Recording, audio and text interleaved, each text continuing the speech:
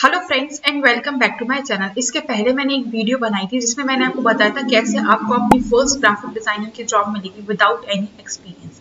उसमें मैंने आपको बताया था how you can build your own resume, कैसे आपको अपना रेज्यूम बनाना है, कैसे आपको पोर्टफोलियो बनानी है। एक एक स्टेप मैंने प्रॉपर डिस्क्राइब किया था। अब इस वीडियो में मैं आपको प्रॉपर स्टेप बाय स्टेप बताऊंगी कि जब आप रेज्यूम अपना बनाते हैं, जब पोर्टफोलियो और उसके बाद आपका टास्क राउंड होता है, इंटरव्यू राउंड होता है, तो उसमें आपसे क्या क्या क्वेश्चन पूछे जाते हैं।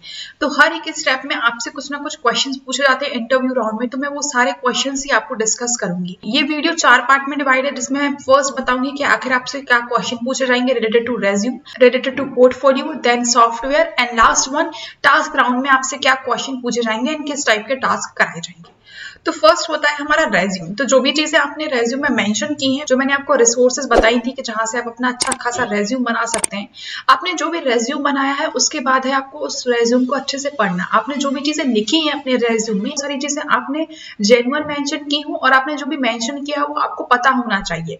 राइट, अगर आपने अपनी एजुकेशन क्वालिफिकेशन मेंशन की है तो दैट शुड बी रियल। अगर आपने अपना कुछ पास्ट एक्सपीरियंस शेयर किया है तो वो सारी चीजें रियल होनी चाहिए। क्योंकि जब आप इंटरव्यू राउंड में पूछेंगे, जब एचआर आपसे इंटरव्यू लेता है, जो फर्स्ट स्टेप होता है, एचआर आपसे कॉल पे बात करते हैं, वो आपसे इंटरव्यू लेते हैं, कॉल पे भी हो सकता है और मे बी वीडियो कॉल पे भी वो हो सकता है।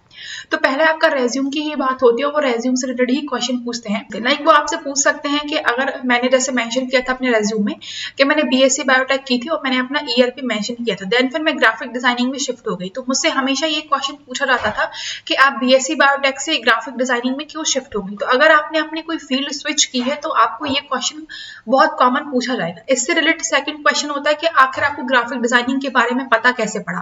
तो इसके बाद ये नेक्स्ट क्वेश्चन हो गया। अब इन सब चीजों के आंसर मैं जब ही दे पाऊंगी जब मैंने ये चीजें रियली मेंशन की होंगी। लाइक जो सच था, मैंने बीएससी बायोटेक से मैं ग्राफिक डिजाइनिंग में स्विच हुई थी, तो वो चीज सच थी। और उसके बाद जो भी चीजें क्वेश्चन थी, मुझे यूट्यूब के थ्रू पता चला था ग्राफिक डिजाइनिंग के बारे में, मुझे अपने सीनियर्स के थ्रू पता चला था ग्राफिक डिजाइनिंग के बारे में, सो मैं वो सारी चीजें उनको बता दी। तो अब इससे रिलेटेड मैं और भी सारे ऐसे क्वेश्चन डाल दूंगी आपको डिस्क्रिप्शन बॉक्स में, जैसे रेज्यूम से रिलेटेड क्या और भी क्वेश्चन पूछे जाते हैं। अब नेक्स्ट आपसे पूछा जा सकता है, अगर आपका कोई गैप ईयर हो, लाइक आप ग्रेजुएट 2021 में हो गए ना, अभी आप 2023 में जॉब के लिए अप्लाई कर रहे हैं, तो वो मोस्ट कॉमनली यही पूछेंगे कि आपका ये गैप ईयर क्यों है, कि आप अभी अप्लाई कर रहे हैं ग्राफिक डिजाइनिंग के लिए। अगर आप एक फ्रीलांसर हैं, आपने फ्रीलांसिंग के जैसे वर्क किया है, उसके बाद आप जॉब के लिए अप्लाई कर रहे हैं, तो वो यही पूछेंगे अभी तक काम कर रहे थे, अब जॉब के लिए क्यों अप्लाई कर रहे हैं। तो आपका रेज्यूम में आप जो भी चीजें मेंशन कर रहे हैं, अगर आप कुछ पास्ट वर्क भी मेंशन कर रहे हैं, लाइक मैंने इंटर्नशिप्स की थी, तो मैंने जो इंटर्नशिप्स मेंशन की हुई थी, तो मुझसे हमेशा क्वेश्चन ये भी पूछा जाता था कि आपने दोनों इंटर्नशिप में क्या काम किया और कितने महीने की इंटर्नशिप थी। अगर आपने कुछ पास्ट एक्सपीरियंस मेंशन किया है, अगर आपने कुछ और भी चीजें मेंशन की हैं, दैट शुड बी जेन्युइन और वो रियल होनी चाहिए, क्योंकि उनसे रिलेटेड एक के बाद एक क्वेश्चन आते जाते हैं। फिर नेक्स्ट हमारा आता है पोर्टफोलियो। पोर्टफोलियो से रिलेटेड कुछ क्वेश्चन नहीं पूछे जाते हैं आपसे ज्यादा, क्योंकि पोर्टफोलियो एक ऐसी चीज होती है जो आपका वर्क देखा जाता है। तो आपका एक बार वर्क देख लेते हैं तो वो कैसे कुछ भी ऐसे पोर्टफोलियो से क्वेश्चन नहीं पूछते। तो पोर्टफोलियो से रिलेटेड कुछ भी क्वेश्चन नहीं पूछे जाएंगे, बट एटलीस्ट आपको पता होना चाहिए कि पोर्टफोलियो में आपने क्या क्या काम किया। लाइक आपने अगर लोगो डिजाइनिंग की है, सोशल मीडिया के पोस्ट डिजाइन किए हैं, अगर आपने पैकेजिंग डिजाइन की है, मॉकअप डिजाइन किए हुए हैं, आपने जो भी चीजें डिजाइन की है, एटलीस्ट आपको पता होना चाहिए कि आपने किन चीजों पे काम किया अपनी पोर्टफोलियो पे। बट इन रियल कुछ भी ऐसे क्वेश्चंस नहीं पूछे जाते पोर्टफोलियो। देन हमारा आता है सॉफ्टवेयर। तो सॉफ्टवेयर से रिलेटेड आपको बहुत सारे क्वेश्चन पूछे जाएंगे। आपको इलस्ट्रेटर में क्या डिफरेंस होता है, फोटोशॉप में क्या डिफरेंस होता है, कोरल ड्रॉ में और इलस्ट्रेटर में कुछ डिफरेंस है या नहीं है, आखिर आपने फोटोशॉप कहाँ से सीखा है, इलस्ट्रेटर कहाँ से सीखा है। 80 to 90% क्वेश्चन हमेशा सेम ही होते हैं इंटरव्यू राउंड में। जो मुझसे क्वेश्चन गए थे वही सेम 80 to 90% क्वेश्चन आपसे पूछे जाएंगे। तो उस वीडियो में मैंने डिस्क्राइब किया था कि कैसे आपके लिए इंटरव्यू में क्वेश्चन क्या क्या पूछे जाते हैं सॉफ्टवेयर से रिलेटेड। तो मैं उसकी लिंक आपको ऊपर आई बटन या नीचे डिस्क्रिप्शन बॉक्स में दे दूंगी।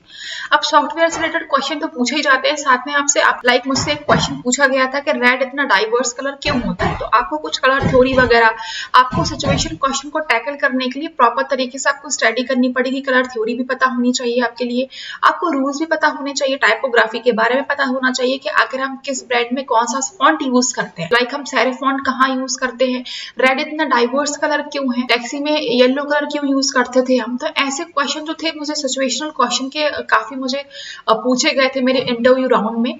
तो आपको सिचुएशनल क्वेश्चन को टैकल करने के लिए आपको एक प्रॉपर अंडरस्टैंडिंग होनी चाहिए, लाइक कलर थ्योरी की अंडरस्टैंडिंग होनी चाहिए, आपको रूल्स पता होने चाहिए, आपको टाइपोग्राफी के पता होना चाहिए कि सेरिफ फॉन्ट में एंड सैंस सेरिफ फॉन्ट में क्या डिफरेंस होता होता है, किन ब्रांड्स में हम सैंस सेरिफ फॉन्ट यूज करते हैं, किसमें हम सेरिफ फॉन्ट यूज करते हैं। तो सॉफ्टवेयर से क्वेश्चन पूछे जाएंगे एंड सेकंड आपसे कोई सिचुएशनल क्वेश्चन भी पूछे जाएंगे उस इंटरव्यू राउंड में। फिर देन हमारा आता है टास्क राउंड। टास्क राउंड के बाद आपका सैलरी नेगोशिएशन होता है। तो पहला होता है आपका एचआर इंटरव्यू लेते हैं, फिर आपका सेकंड जो हेड होते हैं उस डिपार्टमेंट के ग्राफिक डिजाइनिंग के जो हेड रहेंगे, मे भी हो सकता है वो आपका इंटरव्यू लेने, तो वो हमारा होता है एग्जीक्यूटिव राउंड एंड थर्ड होता है हमारा टास्क राउंड। तो टास्क राउंड में तो आपसे टास्क दिया जाएगा, आपको सामने के सामने बनाना पड़ेगा। वो टास्क हो सकता है स्क्रीन शेयर करके बनाया जाए एंड सेकंड होता है या तो आपको कुछ टाइम लिमिट दी जाए। मुझे दोनों तरीके से टास्क करने पड़े थे।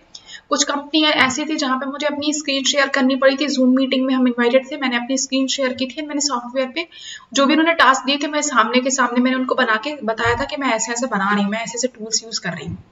एंड देन कुछ ऐसी कंपनीज भी थी जिन्होंने मुझे कुछ टाइम लिमिट दिया था कि आपको 1 दिन में या 2 दिन में ये चीज कंप्लीट करके देनी है। तो दोनों तरीके से आपका हो सकता है। तो मेक श्योर आप इन चीजों की प्रैक्टिस करने लगे, आप डेडलाइंस की प्रैक्टिस करने लगे, टाइमर यूज करना स्टार्ट कर दिया। अगर आपको टास्क राउंड क्वालिफाई करना है तो आपने टाइमर स्टार्ट कर दिया, आपने स्पीड पे अपना फोकस करना स्टार्ट कर दिया। मेरी स्पीड बहुत स्लो थी जब मैं स्टार्टिंग में ग्राफिक डिजाइनिंग में आई थी, बट मैंने जब इंटर्नशिप की तो मेरी स्पीड काफी इंक्रीज हो गई थी, क्योंकि मेरे जो बॉस थे वो मुझे समझाते थे कि आपको इंक्रीज करनी पड़ेगी अपनी स्पीड। तो उस प्रेशर में एंड सेकंड वर्क के प्रेशर में मेरी स्पीड काफी इंक्रीज हो गई थी। तो अगर आपने इंटर्नशिप नहीं किया है तो आप क्या कर सकते हैं, अपना टाइमर स्टार्ट कर सकते हैं। टाइमर स्टार्ट करके आप जो भी प्रोजेक्ट पे काम करना है तो आप उसको ट्रैक कीजिए कि आखिर अभी तक मैंने कितना काम कर लिया एंड कितने घंटे मुझे लगे हैं। तो आपको अपनी स्पीड का भी पता चल जाएगा एंड साथ में आप अपनी स्पीड पे भी वर्क करना स्टार्ट कर देंगे। आई होप आपको ये वीडियो हेल्पफुल लगी होगी। तो लाइक, कमेंट एंड सब्सक्राइब करना ना भूलें एंड थैंक्स फॉर वॉचिंग।